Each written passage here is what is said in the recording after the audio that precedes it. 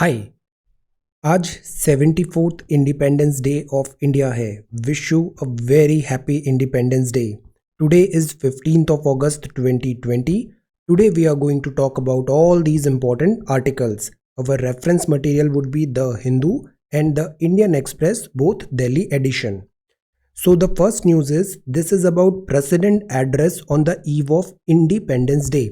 15 अगस्त के एक दिन पहले प्रेसिडेंट साहब का एड्रेस होता है और रेड फोर्ट पे प्राइम मिनिस्टर फ्लैग होइस्टिंग करते हैं। सो ये प्रेसिडेंट एड्रेस है। देन ये सेकंड है, India welcome normalisation of ties UAE और इजराइल के बीच में। यहाँ external affair minister mister Jaishankar के स्टेटमेंट्स और ईएएम का क्या अंडरस्टैंडिंग है इस न्यू डेवलपमेंट पे we will have a look. Third is about limited peace, again UAE and Israel relations. Fourth is about gaps in casting India's foreign policy. This is a very good article. India अभी इतने सारे problems को face कर रहा है। इस article में हम देखेंगे कि हमें कैसे मैनूवर करना चाहिए अपनी फॉरेन पॉलिसी को। Then fifth is democracy needs an ombudsman, technology, security और प्राइवेसी। देन सिक्स्थ है about this from India. India का जो सॉफ्ट पावर है वो हमेशा से ट्रेडिशनली स्ट्रेंथ रहा है डिप्लोमेसी में। We will try to analyse it. Seventh is about RBI. RBI ने ओके किया है surplus transfer to the government. ये कोई नई बात नहीं है, लास्ट ईयर के कंपैरिजन पे ये ऑल्दो अमाउंट कम है, but this is with in law, section 47 of the RBI act. Eighth news is about pandemic, poverty and freedom. This is an excellent article for this एसे। यहाँ हम बात करेंगे कि सबसे पहले दादा भाई नौरोजी ने जो poverty in India un British rule जो बुक लाए थे, उसके बाद से अभी तक ये पॉवर्टी एलिविएशन एक डिस्टेंट ड्रीम रहा है। आज इन्फोग्राफिक्स एंड कॉन्सेप्ट्स में हम बोलेंगे RFID, रेडियो फ्रिक्वेंसी आईडी, और this near NFC communication, and vocabulary में these are certain words. So today we are going to talk about all these important articles in next about 35 to 40 minutes. Let us begin. ये the Hindu का first front page है। यहाँ बात है social distancing norms in place of independence day. This is about contempt, supreme court, contempt of court. Then ये news है, this is about president address. India believes in peace, says president Kovind, but हम capable हैं of giving befitting reply. President साहब ने कहा कि हम fortunate हैं, Mahatma Gandhi became the guiding light of our freedom movement. Troubled by social strife, economic problems रहे, climate change रहे, इतनी सारी चीज़ों के होते हुए भी इस 74 जो इंडिपेंडेंस डे आज हम सेलिब्रेट कर रहे हैं, इंडिया ने बहुत अच्छा प्रोग्रेस किया है। इंडिया एक शाइनिंग एग्जाम्पल है। यहाँ प्रेसिडेंट साहब ने कुछ बहुत सारे इंपॉर्टेंट बातें की हैं। ये जितने भी जो प्रेसिडेंट स्पीच में वर्ड्स आते हैं, कीवर्ड्स आते हैं, ये ऑटोमेटिकली बहुत इंपॉर्टेंट हो जाते हैं फॉर अपकमिंग एग्जामिनेशंस, और इनका रेलेवेंस इंपॉर्टेंस बढ़ जाता है। सो यहाँ स्पीच में ये कुछ कीवर्ड्स हैं। सेलिब्रेशन रिस्ट्रेंड इस बार, वाई? बिकॉज ऑफ दिस कोविड-19। यहाँ एम्फेसाइज किया है सेंटर और स्टेट और पब्लिक, सेंटर, स्टेट और पब्लिक कोऑपरेशन के लिए। कोरोना वॉरियर्स हैं, कोविड वॉरियर्स हैं, उनकी सर्विस एंड ड्यूटी को यहाँ रिकॉग्नाइज किया गया है, इनको फेलिसिटेट भी किया गया है।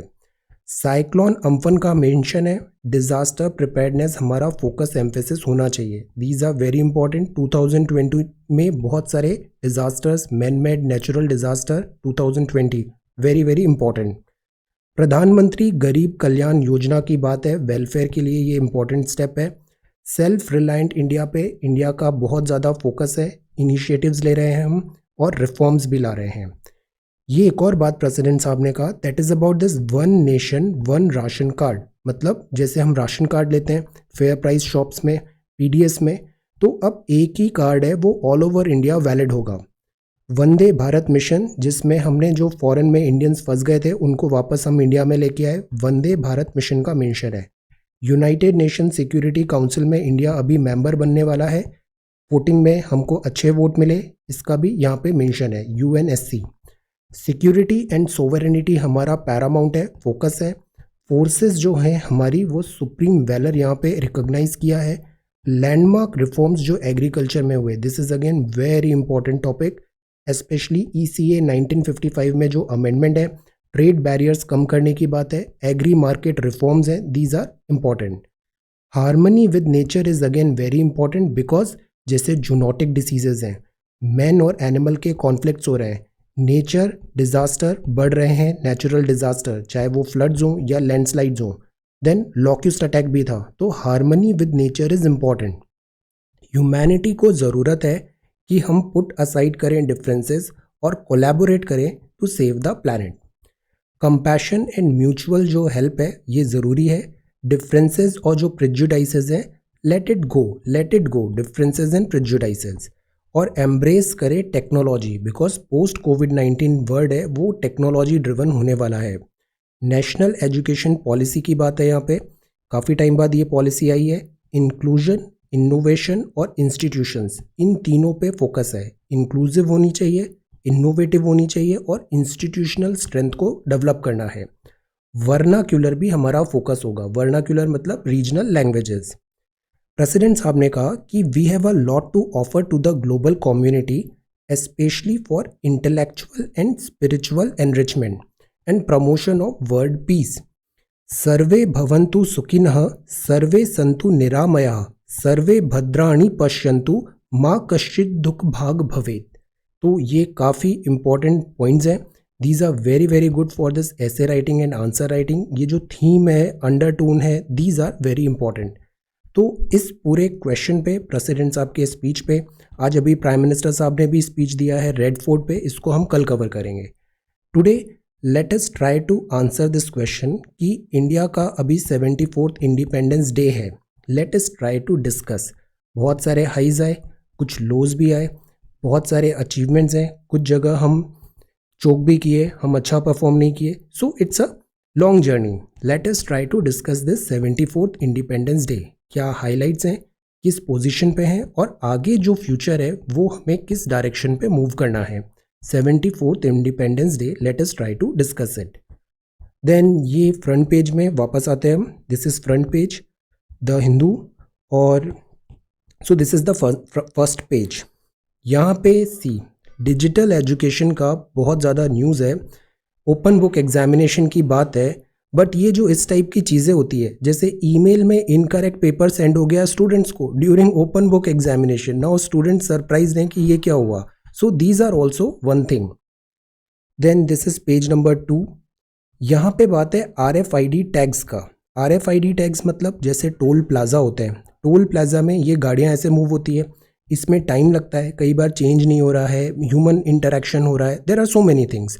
तो जो RFID होती है, इससे क्या होता है, गाड़ी में एक चिप लगा होता है और वो उस टोल प्लाजा से क्रॉस करेगी, अपने आप इसका जो बैलेंस है पैसे कट जाएंगे एंड ये प्रोसेस ईजी हो जाएगी, फ्यूल सेविंग होगा, मैन पावर सेविंग होगा एंड इट बिकम्स ऑटोमेटिक।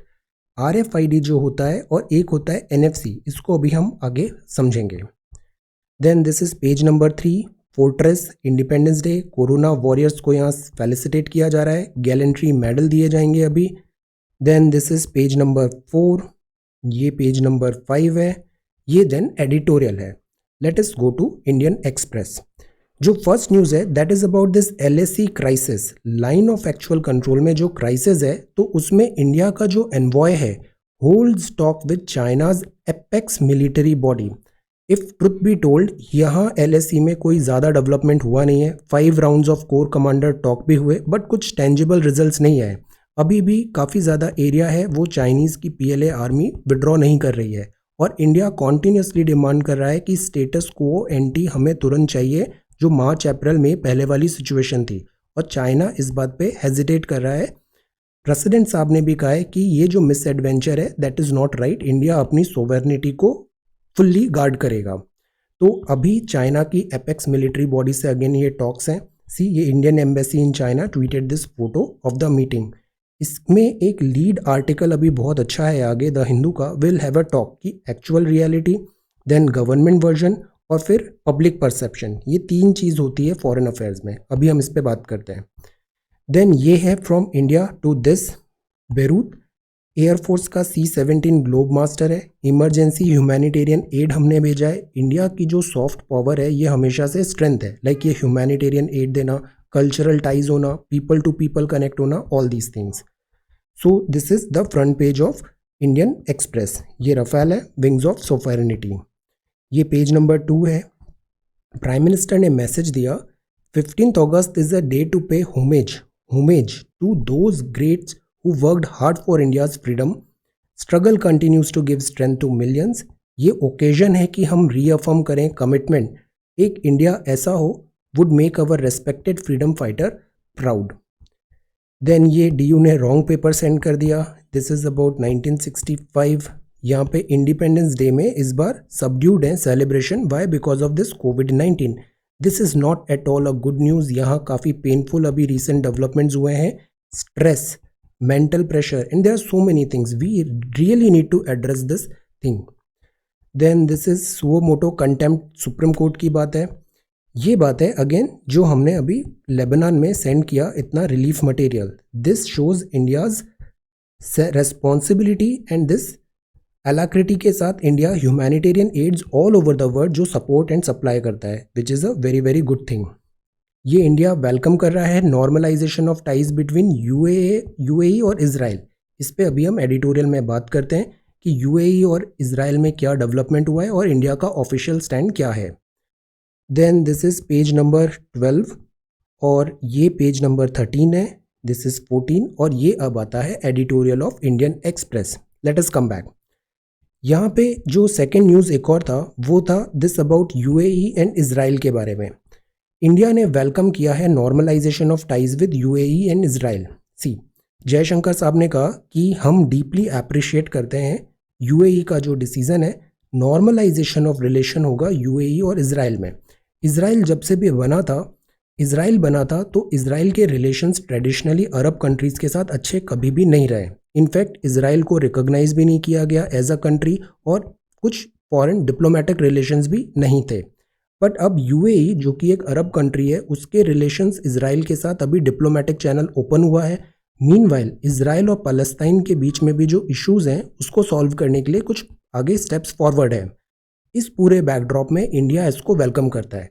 हमारा जो भी स्टैंड हम लेते हैं आंसर राइटिंग एंड ऑल में, रिमेंबर दिस थिंग, जो ऑफिशियल स्टैंड होता है हम उसको फॉलो करते हैं। एक्सटर्नल अफेयर मिनिस्ट्री जो स्टैंड देती है, तो यहाँ जो स्टैंड दिया है government of India external affair ministry ने, वो बोला है कि हम सपोर्ट करते हैं पीस को, स्टेबिलिटी को, डेवलपमेंट को वेस्ट एशिया। ये एरिया क्या कहलाता है? West Asia. ये एक्सटेंडेड नेबरहुड है इंडिया का।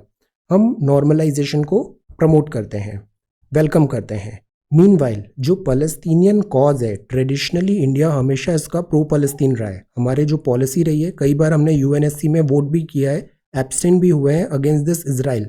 तो पैलेस्टीनियन जो कॉज है उसका जो ट्रेडिशनल सपोर्ट हमने किया है वो कंटिन्यू रहेगा। मीनवाइल हम चाहते हैं डायरेक्ट नेगोशिएशन रिज्यूम हो और टू स्टेट सॉल्यूशन जो भी आ रहा है उसमें पीसफुली वे में ये सॉल्व हो। तो दिस इज ऑफिशियल स्टैंड और हमको ये स्टैंड लिखना है आंसर में।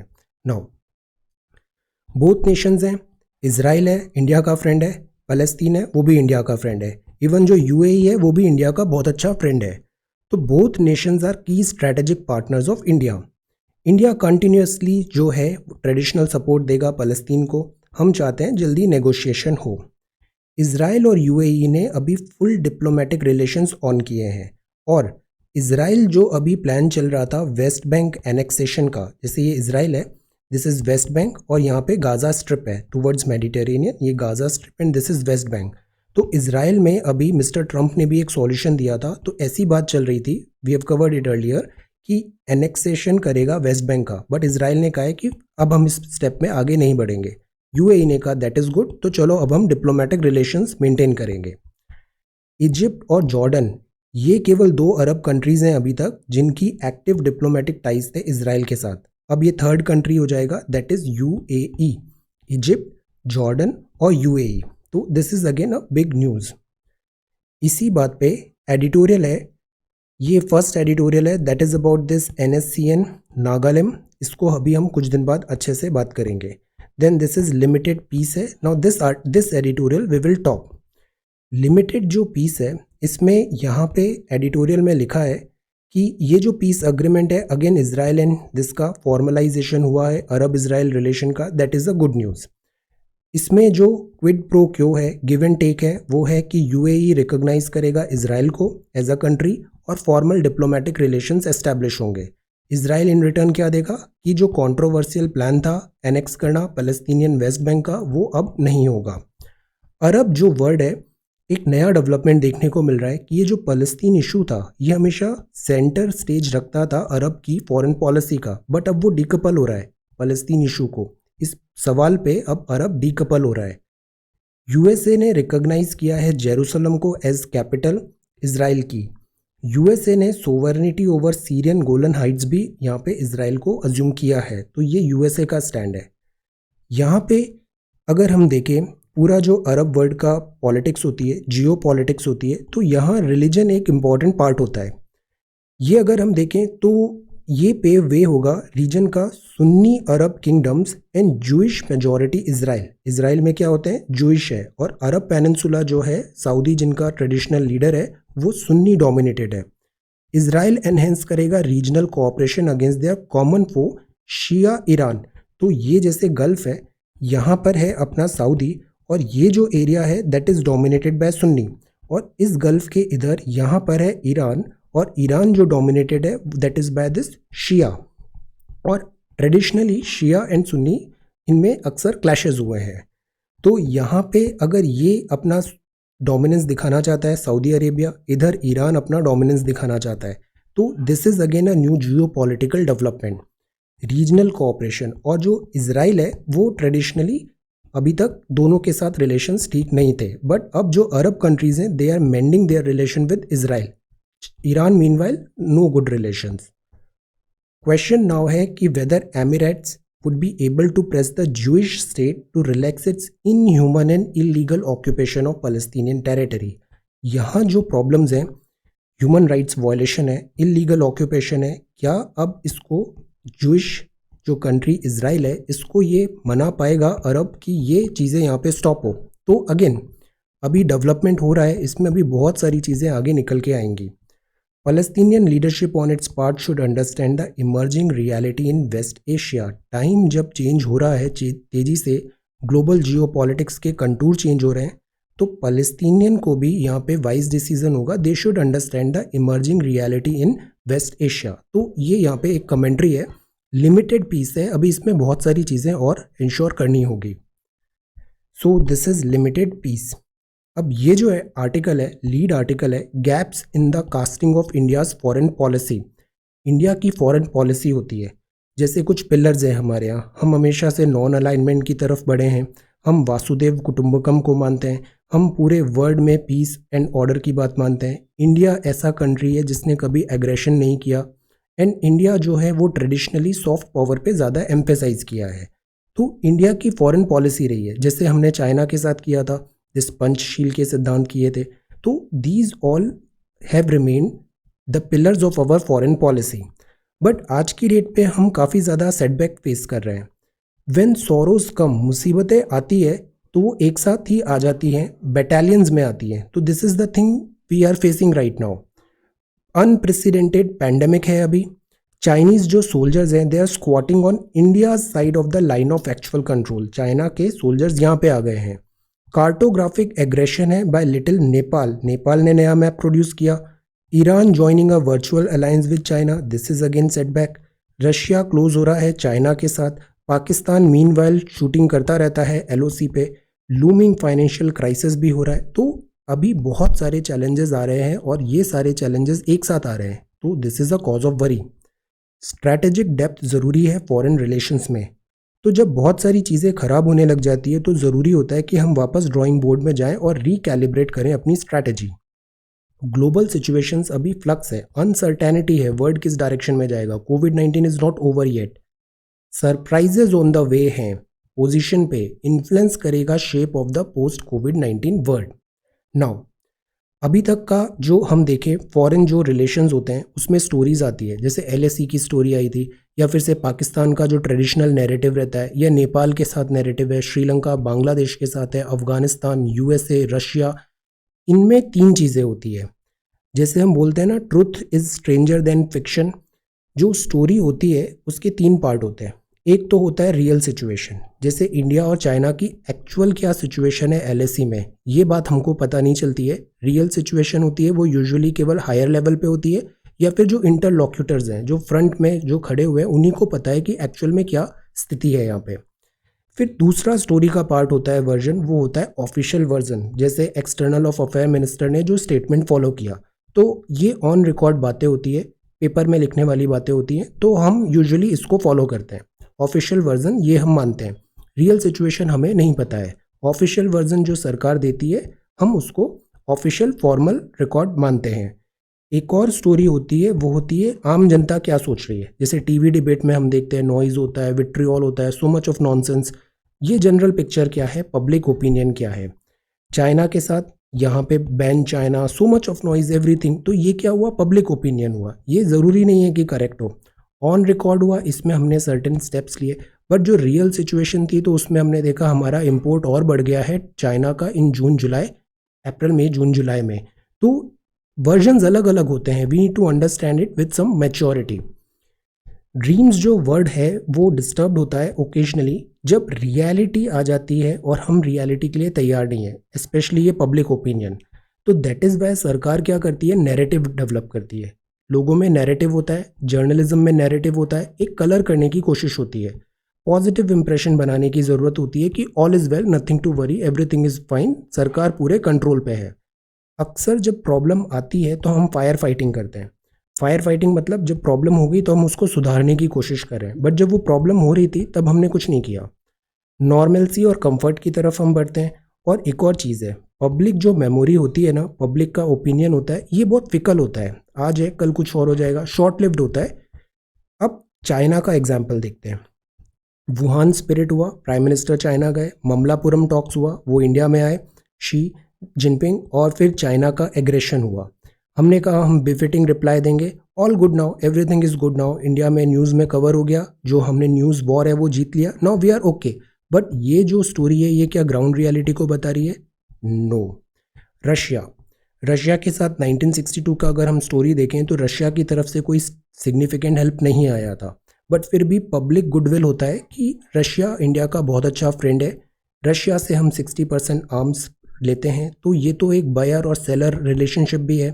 गलवान का जो केस था, इसके तुरंत बाद जब इंडियन सोल्जर्स एंड ऑल हुआ, तुरंत बाद आरआईसी हुआ, Russia India China meet, business as usual. ऐसा एक्ट हुआ कि कुछ हुआ ही नहीं है, बिजनेस एज यूजुअल। यूएनएससी की जो हाई टेबल है ये भी बहुत ओवररेटेड है, हमेशा ऐसे अज्यूम किया जाता है, पब्लिक परसेप्शन होता है कि हमें ये सीट मिलने वाली है, परमानेंट सीट। एनएसजी में हमें मिला, बट ये सब स्पेक्यूलेशंस होते हैं। एनएसजी भी एक मिराज की तरह है। सिविल लायबिलिटी लॉ जो है तो उसमें यूएस इंटरेस्टेड नहीं होता है। You know the point is, ये जितने भी बड़े कंट्रीज हैं, टेक्नोलॉजिकली एडवांस्ड हैं, they want to sell their end product send करना चाहते हैं, but they do not want to transfer technology, they do not want to teach us. वो सिखाना नहीं चाहते कि ये कैसे बनता है, क्या होता है technology transfer and all this thing they avoid. Exaggerated optimism आता है, but which is not at all good. ये डेंजर है, डिसइल्यूजनमेंट में होता है, होप्स बढ़ जाती हैं, बिलाइड होता है, removing the cobwebs, fairy tale जब क्लैश होती है तो फिर हम रियलिटी का सामना करते हैं। की फॉरेन पॉलिसी क्वेश्चंस हैं, तो that is why think tank जो होता है उसको ये सब सोचना बहुत ज़रूरी होता है। सबसे इंपॉर्टेंट वर्क किसका होता है, हमने पहले भी ये पढ़ा है इकोनॉमिक्स में। एक होती है प्राइमरी एक्टिविटी, दिन भर हम बहुत मेहनत कर रहे हैं, दिस कर रहे हैं, प्राइमरी एक्टिविटी है। सेकेंडरी एक्टिविटी में थोड़ा प्रोसेसिंग हुआ, फिर टर्जरी होती है, फिर जो टॉप में होती है ना वो क्या होती है, डिसीजन मेकिंग एक्टिविटी, की क्या करना है और क्या नहीं करना है। ये सबसे इंपॉर्टेंट चीज़ होती है, बिकॉज ये डायरेक्शन सेट करती है किस डायरेक्शन में आप एफर्ट्स लगा रहे हो, अदरवाइज एफर्ट्स वेस्ट हो जाते हैं। सो this is also important. Exaggerated optimism, तो जो हमारी फॉरेन पॉलिसी है, हमारे जो थिंक टैंक है उसको वापस ड्राइंग बोर्ड में आना चाहिए, वापस रिकैलिब्रेट करें। और this is the time, because अभी चर्न चल रहा है कोविड-19 के कारण, this is the time to set the things right. अब ये है democracy needs an internet ombudsman. Democracy में क्या होता है, जो पीपल चाहते हैं वो होता है, बट अगर बहुत सारे पीपल को एक साथ हमने ओपिनियन बना दिया, मेजॉरिटेरियनिज्म बना दिया, फॉल्स सेंस करा दिया, तो बहुत सारे लोग एक चीज़ चाहने लग जाएंगे, बट वो चीज़ सही है या गलत है, नोबडी नो। इलेक्शंस में अक्सर ये बात होती है, कलर करने की कोशिश होता है। देन जो टेक्नोलॉजी इन दिस आ गया है, आपके social media influences, fake news आएगा, मिस इन्फॉर्मेशन आएगा, इससे क्या होता है, कंडीशनिंग होती है, मेंटल कंडीशनिंग, साइकोलॉजिकली कंडीशनिंग, बहुत सारी चीज़ें आप बिलीव करने लग जाते हो बट वो ट्रू नहीं है, दैट आर नॉट ट्रू। तो यहाँ ज़रूरी है कि एक गेट कीपर हो, बैलेंस्ड एपेटाइट हो टेक्नोलॉजी का, सिक्योरिटी का, और privacy is also very very important. तो ये इंटरप्ले है बिटवीन गवर्नमेंट, कंपनीज और सिटीजन, सबका यहाँ रोल है। डेटा इन्फॉर्मेशन असिमेट्री है हमारे यहाँ। डेमोक्रेसी में अनबायस्ड कम्युनिकेशन और आइडियाज़ ये अभी इरोड करते हैं जब प्राइवेसी नहीं होती है या मिस इन्फॉर्मेशन होता है, तो ये डेमोक्रेटिक आइडियल्स को डिफीट करते हैं। अब यहाँ जो टेक्नोलॉजी है ये है अ मीन ऑफ कंट्रोल। सरकार इसको कंट्रोल यूज़ करती है, सर्वेलेंस के लिए यूज़ करती है। कई बार ये रीज़न दिए जाते हैं कि this is because fraud detection, storage, exchange of criminal financial records and all for people good, which is good, but again there has to be a gatekeeper. Rule of law होता है हमारे यहाँ, law के according सारी चीज़ें होती है। जैसे इंफॉर्मेशन सुपर हाईवे एक टर्म कॉइन किया था प्रेसिडेंट, ऑलमोस्ट ये बने नहीं थे ऑल्दो, अल गोर, इन्होंने इंफॉर्मेशन सुपर हाईवे किया था। This because of digital communication, digital divide, digital world, इतना ज़्यादा डेटा जनरेट हो रहा है और उस डेटा को ये क्रंच कर रहा है और उससे एल्गोरिदम बना रहे हैं और उससे डिसीजन मेकिंग हो रही है। तो ये क्या कर रहा है, डेमोक्रेसी को वापस ट्राइबल जो सूबे होते थे उस इरा में सेंड कर रहा है, सेंड बैक कर रहा है। कोकून्स में रहने लग गए हैं, ये डिवाइसिव हो गया है कि this is this, this is this, this is this. They do not want to think out of this cocoon. Consultation है, कंप्यूटर सिस्टम ही सारी डिक्टेट कर रहा है, तो which is not a step in right direction. Plus दूसरी बात आती है, वो आती है रिएक्टिव होने का। 59 ऐप्स हमने बैन किए, बट पॉइंट ये है कि इनको पहले प्लेस में अलाउ क्यों किया गया, बैन करने की नौबत क्यों आई। Strategic versus reactive, data privacy versus data theft. Private firms और जो इलेक्शंस हैं इनमें भी इनका रोल है। जैसे कुछ फर्म्स आई थी, फेसबुक एंड ऑल, इनका नाम आया था, they are trying to swing the voters decision swindle हो रहा है, यहाँ पे कलरिंग हो रही है। ये प्रोपोगेंडा और फेक न्यूज़ दो पावरफुल वेपन आ गए जिसका हमारे पास कोई जवाब है नहीं। People only can fight this with this malice. Control and surveillance ज़रूरी है privacy and protection of data के लिए। अब यहाँ कुछ जैसे सेक्शन 35 है, इसमें गवर्नमेंट जो है वो अनफेटेड एक्सेस ले सकती है आपके डेटा का, negate the 3 test of this, legality, necessity और प्रोपोर्शनैलिटी। गवर्नमेंट को अनब्रिडल्ड एक्सेस है। तो ये बात भी रेज किया था सुप्रीम कोर्ट में justice K S Puttaswamy retired versus union of India, कि इसमें क्या कुछ क्लॉज होने चाहिए, अनब्रिडल्ड अनफेटेड एक्सेस नहीं होना चाहिए, right to privacy is also important. अब जो इंटरनेट ऑम्बुड्समैन आएगा वो ऐसा कुछ होना चाहिए कि वो एक्सपर्ट रहें, उसमें साइबर एक्सपर्ट्स रहें, इंटरनेट लॉज रहें वहाँ पे, IT, data management, data science, security, public का भी एडमिनिस्ट्रेशन हो, नेशनल सिक्योरिटी हो। तो बहुत सारे लोगों का मिलजुल के यहाँ पे एक हम बनाएं, दिस स्टेक होल्डर्स रहे वहाँ पे, और उससे इंटरनेट ऑम्बुड्समैन बनाएं। इससे क्या होता है, जब बहुत सारे एक्सपर्ट्स आ जाते हैं एक जगह पे, तो उधर जो ह्यूमन राइट्स हैं, सिटीजन्स डेमोक्रेसी के राइट्स हैं, वो ज़्यादा अच्छे से सेफगार्ड होते हैं। तो ये बहुत ज़रूरी है कि ये जो टेक्नोलॉजिकल डिस्ट्रप्शन हुआ है तो उसमें democracy needs an ombudsman. Otherwise जो डेमोक्रेसी है ना, वो डेमोक्रेसी रियल डेमोक्रेसी नहीं रहती है, पपेट डेमोक्रेसी हो जाती है। Then this is 6th, we covered it earlier, कि इंडिया जो है ये इतना रिलीफ मटेरियल सेंड कर रहा है। Soft power of India is our strength. अब इंडिया की जो सॉफ्ट पावर है डिप्लोमेसी में, let us try to analyse. See अभी अगस्त चल रहा है, you have got sufficient time for this writing practice. अभी सितंबर, अगर एग्जाम अक्टूबर में हुए, you have got sufficient time. So for now let us practise, because ये जो answer writing and all thing है, you can not speed up, you can not grade up in 1 day 1 month itself, you need to do it every day. और कभी ये मन में नहीं लाना है कि प्रीलिम्स प्रिपरेशन अलग होती है, मेंस प्रिपरेशन अलग होती है। No, ask any person, these both are one, ये सेपरेट नहीं होती है। तो answer this question, India soft power diplomacy, let us analyse. तो this is the editorial page of the Hindu. This is about this editorial. Indian Express की बात करें तो यहाँ के एडिटोरियल में again contempt of the court है। ये भी हमने कुछ दिन पहले science and technology Sunday section में बात किया था, कंटेम्प्ट क्या होता है, प्रोविजंस क्या होता है। यहाँ बिल्कुल अपॉलिटिकल रहना है हमें, और हमें बेसिक्स जो रूल्स है, लॉज हैं, तरीका क्या होता है, टेक्निकलिटी क्या होती है, ये सब चीज़ों पे हमें एम्फेसाइज करना है। This is an important moment, this is about gulf and UAE. Again इसमें भी जो हमने स्टोरीज देखी ना, एक्चुअल गवर्नमेंट का स्टैंड और पब्लिक परसेप्शन। पब्लिक परसेप्शन नहीं लिखना है, एक्चुअल स्टैंड हमको पता नहीं है। जो गवर्नमेंट का जो स्टैंड होता है, ऑफिशियल एक्सटर्नल अफेयर मिनिस्ट्री दे रही है, will follow that line. This is about August 15 because कोविड-19 है। यहाँ पे लिखा है कि health citizens why it is important, health care में हम एम्फेसाइज करें। Then this is about, this is a very good news, ये अभी हम बात करते हैं। Before that this is the Hindu. 5 states में इतने केसेस आ रहे हैं। केरला चीफ मिनिस्टर भी सेल्फ क्वारंटाइन में चले गए हैं। और ये India believes in peace, president Kovind, SP Bala Subrahmanyam critical हैं, very very good singer. Then everything came apart in nanosecond. Then this is patriotism is a key virtue for all citizens, ex vice president साहब ने कहा। Then LSE disengagement calls यहाँ पे ऐसे हुए, अभी ambassador China यहाँ पे बात हुआ, हाई लेवल टॉक्स हो रहे हैं। अब ये जो बात हो रही होगी ना, ये रियलिटी एक्चुअल वाली होगी, फिर एक गवर्नमेंट वर्जन आएगा और पब्लिक परसेप्शन तो होता ही है। यहाँ पे बोल रहे हैं India hails UAE Israel pact, retreat करेंगे पैलेस्टीन कॉज। इंडिया की ट्रेडिशनल पोजीशन हमें रखना है, हम प्रो पैलेस्टीन है, जो पैलेस्टीन कॉज है सपोर्ट करते हैं। एट द सेम टाइम हम इजराइल के साथ भी गुड रिलेशंस है और यूएई के साथ भी हमारे वेरी गुड फ्रेंडशिप है। देन दिस इज पीपीई, अब हम एक्सपोर्ट कर रहे हैं। This is about army personnel, अभी इनको ऐसे गैलेंट्री अवार्ड दिए जाएंगे वीरता के लिए। देन ये है शोकेज, शोकेज में इंडी क्राफ्ट हेल्पर्स, ये 5 डिज़ाइनर्स अनमास्ड आर्ट सर्वाइवर क्राइसिस। इस पर भी एक कुछ टाइम पहले बहुत अच्छा आर्टिकल आया था। Art form this skills and all, ये हमेशा टेस्ट ऑफ टाइम पास कर लेते हैं, इवॉल्व होते हैं, नए फॉर्मेट में आते हैं। कोविड-19 के बाद भी ये इवॉल्व होगा।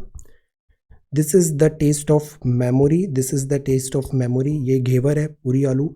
देन दिस इज़ 14 वर्ड, यहाँ पे बाइडन है, Kamala Harris, US elections, Trump and this Iran Turkey, ये यूएई से अब नाराज़ हो रहे हैं कि आपने इजराइल के साथ कैसे डील कर लिया। This is about world news. ये है जुलाई का बिजनेस न्यूज़ में, trade back in deficit, gold pharma import rise. अब नॉर्मलसी आ रही है, ट्रेड जो है यहाँ पे little bit normalcy, inching back. Now this is the news, RBI to transfer this much money surplus to centre for this financial year 2020। Central bank maintain करेगा contingency risk buffer 5.5% पे।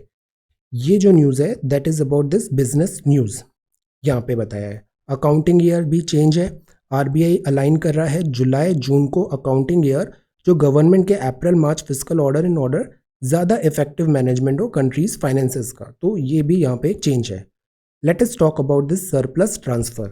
सी, जो सेंट्रल बोर्ड है, reserve bank of India है, वो इतना पैसा अभी government को देगा, सरकार को देगा एज अ सरप्लस, बिकॉज इतना इसके पास सरप्लस बचा।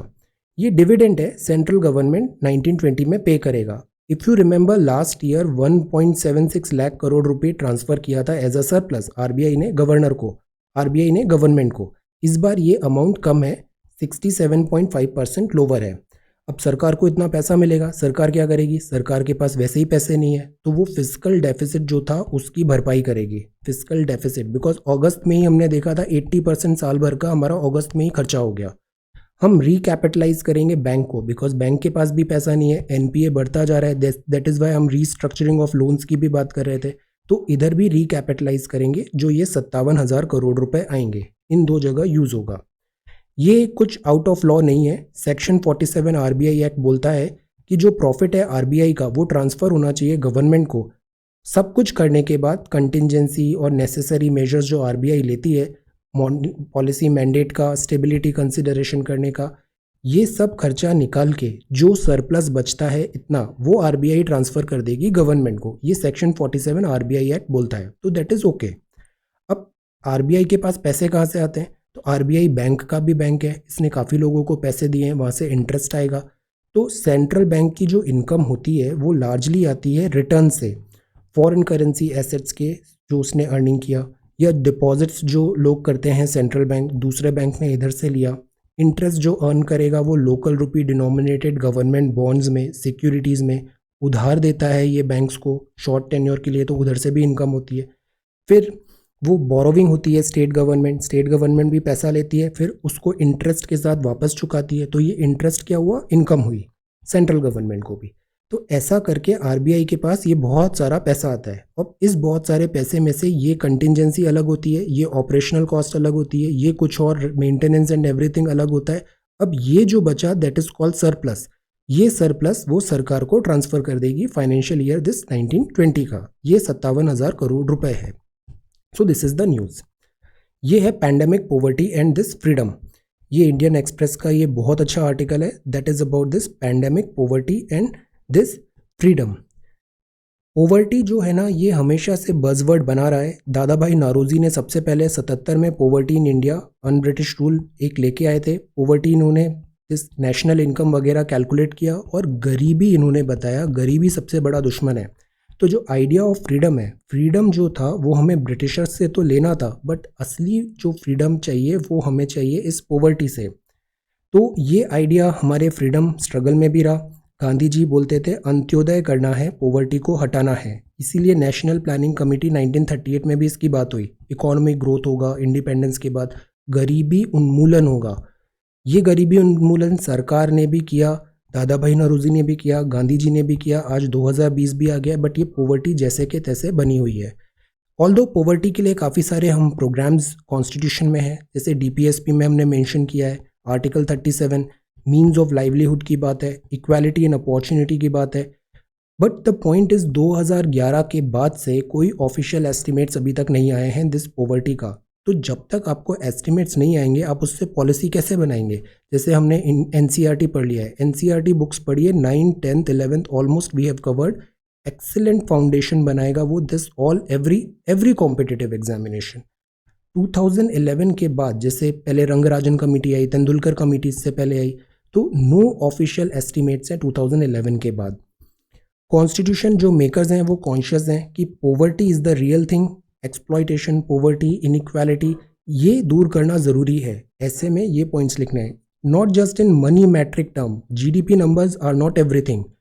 एजुकेशन, हेल्थ, एम्प्लॉयमेंट, न्यूट्रिशन ये हमारा फोकस होना चाहिए। न्यूट्रिशन रहे, लोगों को एम्प्लॉयमेंट मिले। यूथ है, यूथ को क्या चाहिए आज की डेट में, उनको एम्प्लॉयमेंट चाहिए, they do not want anything else, employment. Health अच्छी रखे, एजुकेशन मिले, affordable, accessible and this quality होना चाहिए। नरेगा हो, फॉरेस्ट राइट एक्ट हो, right to education, national health mission, ये कुछ प्रोग्राम्स है जो हमने पॉवर्टी के लिए टाइम टू टाइम लाती है, बट पॉवर्टी जैसे कि तैसे बनी हुई है। पॉवर्टी एलिविएशन अभी भी एक डिस्टेंट ड्रीम है। So this is economy. Then ये सरकार चार्टर लेके आ रही है, टैक्स चार्टर, बट ज़्यादा स्क्रूटिनी भी होगी, ज़्यादा खर्चा कर रहे हैं तो income tax department will have a look. Then this is intra state gold transportation on voluntary basis, और ये है स्पोर्ट्स। तो ये है इंडियन एक्सप्रेस। इधर हम आगे बढ़ें तो ट्रेड डेफिसिट है, किसान कार्ड क्लाइंट रिवाइज कर सकते हैं, limit by this YONO. YONO क्या है, एसबीआई का ऐप है। ये है इंडिया का क्वालिटी कंट्रोल जो BIS होता है, ब्यूरो ऑफ इंडियन स्टैंडर्ड्स। अब थोड़ा डिले हो रहा है, जैसे पहले फ़ोन बहुत जल्दी जल्दी आ रहे थे, शाओमी, ओप्पो, इन सब के, अब थोड़ा डिले लग रहा है बिकॉज क्वालिटी चेक ज़्यादा कर रहे हैं यहाँ पे। And then this is sports news, bio security plans, Australia England tour. तो दिस इज द न्यूज़पेपर। अब हम देखते हैं RFID और NFC में डिफरेंस क्या होता है। सी, ये इंपॉर्टेंट है, रेडियो फ्रिक्वेंसी आइडेंटिफिकेशन, और NFC होता है near field communication. Radio frequency identification में एक होता है टैग, एक होता है एंटेना, और एक से रीडर लगा हुआ है जो उस टैग को रीड कर सकता है। तो ये 3 पार्ट होते हैं RFID सिस्टम के। RFID फ्रिक्वेंसी रेंजेस क्या है, जैसे लो, ये सब रेडियो फ्रिक्वेंसी है, लो, हाई, अल्ट्रा, ये रेंज है 10 सेंटीमीटर, 30 सेंटीमीटर अप टू। आप जैसे शॉपिंग मॉल में जाते हो, एक कपड़ा आपने उठाया, अगर उसका पेमेंट नहीं किया, अगर आप यहाँ से क्रॉस करोगे तो एक बस बच जाएगा, उसमें क्या लगा रहता है, this RFID some sort of. तो ऐसे ही RFID जो होती है ये यूज़ होती है दिस ट्रांसपोर्टेशन में भी। टोल प्लाजा में ये यूज़ होगा टैक्स पे करने के लिए, टोल प्लाजा पे करने के लिए। तो RFID में एक्टिव भी हो सकती है और पैसिव भी हो सकती है। एक्टिव मतलब उसका खुद का एक पावर सोर्स है जो ब्रॉडकास्ट कर रहा है सिग्नल्स को आसपास की जगह पे। पैसिव में जैसे यूज़र ID होती है, कंपनीज में भी हम यूज़ करते हैं, इनमें एक रीडर लगा होता है, जैसे ये रीडर के पास जाएगा, रीडर उसको रीड कर लेगा इस ID कार्ड को। इसकी रेंज नियरली कम होती है। यूज़ केसेस क्या हो सकते हैं, एसेट का ट्रैकिंग, जैसे शॉपिंग मॉल में clothes and all, tool tracking, race timing, access control, inventory management, attendee tracking, ये पॉपुलर यूज केसेस हैं RFID के। Very very important, note it down. अब NFC भी एक कम्युनिकेशन का मेथड है। जैसे आजकल सोनी के जो हेडफोन्स एंड ऑल, काफ़ी ज़्यादा मोबाइल्स में भी NFC यूज़ होता है, तो दिस NFC इज़ देयर। ये नियर फील्ड कम्युनिकेशन है। ये HFRID readers and tags, same frequency है, रीडर और टैग दोनों हो सकता है। क्लोज प्रॉक्सिमिटी होना यहाँ पे ज़रूरी है। शॉर्ट रेंज होती है इसकी लिमिटेशन रेडियो फ्रिक्वेंसी। यूज़ कैसे होते हैं, जैसे दो मोबाइल है, दोनों में NFC है, दोनों को टच करो, दोनों से डेटा ट्रांसफ़र हो जाता है। Smartphones tapping two devices together. Contactless payment में अक्सर आप देखना वहाँ पे लिखा होता है NFC एक्सेप्टेड, NFC इनेबल्ड है। Smart this posters and all में होता है कि आप वहाँ पे अपना मोबाइल ले जाओ और आपको सारा डेटा मिल जाएगा उस आपके मोबाइल में। तो ये NFC चीज़ होती है। यहाँ पे सारे विंडोज़ एंड दिस मोबाइल्स इन सब में NFC काफ़ी ज़्यादा यूज़फुल हो रहा है। नियर फील्ड कम्युनिकेशन, और ये है radio frequency identification. Now vocabulary. Contempt of court बहुत न्यूज़ में है। कंटेम्प्ट मतलब अवमानना करना, तिरस्कार करना, कोर्ट को बात नहीं मान रहे हो तो वो कंटेम्प्ट ऑफ कोर्ट हो जाता है। इंट्रासाइजेंट का मतलब है कि बहुत अड़ियल हैं, चेंज नहीं हो रहे हैं, that is called this intransigent. Then reiterate मतलब एक ही चीज़ को बार बार दोहराना, that is why I keep on reiterating. Systematic study, good study. Slow and study progress, good progress. Reiterate, दोहराना। गैलेंट मतलब होता है बहादुरी, गैलेंट अवार्ड हो रहा है, बहादुरी, साहसी, पराक्रमी, gallant, be gallant. Then perjury मतलब होता है झूठी गवाही देना, सो दिस इज पर्जरी। तो ये आज के वोकैबुलरी वर्ड्स हैं। ये है आपके RFID, NFC, this is pandemic, poverty and freedom. Very very good points हैं, these are very good points for this essay. RBI okay, surplus transfer, इसमें हमने सेक्शन 47 एंड अमाउंट देखा, एंड दिस इज यहाँ से RBI को income होती है। ये इंडिया की सॉफ्ट पावर जानना बहुत ज़रूरी है। अफगानिस्तान में भी हम ये बात कर रहे थे, diplomacy. Democracy needs an ombudsman, very necessary. Gaps in casting India's foreign policy, very good article. एक चीज़ असली होती है, दूसरा ऑफिशियल होता है, और तीसरा मतलब पब्लिक ओपिनियन होता है। देन लिमिटेड पीस है, यहाँ पे US, UAE and Israel thing, और ये प्रेसिडेंट साहब का address on the eve of independence day. तो this is 15th of August 2020, very big day. Happy Independence Day. Jai Hind. So take care, study well, and be safe. Thank you so much for watching this video.